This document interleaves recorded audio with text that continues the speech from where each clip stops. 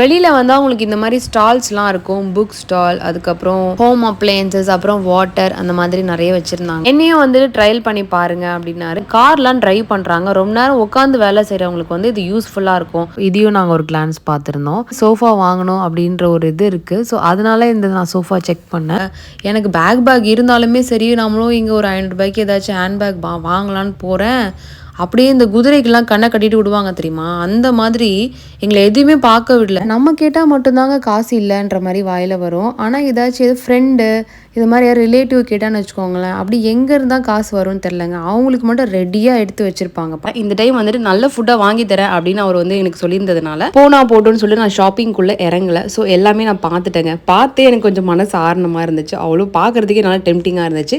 நீங்கள் இந்த ஊறுகால் ஏதாச்சும் ட்ரை பண்ணியிருந்தீங்கன்னா எது நல்லா இருக்கும்னு சொல்லி எனக்கு கமெண்ட்டில் சொல்லுங்கள். நெக்ஸ்ட் டைம் நான் வாங்கிடுறேன். அப்புறம் இன்னும் கூட நிறைய ஷாப் இருந்துச்சுங்க. இந்த பாருங்கள் 90s கிட் ஷாப்பு, அதுக்கப்புறம்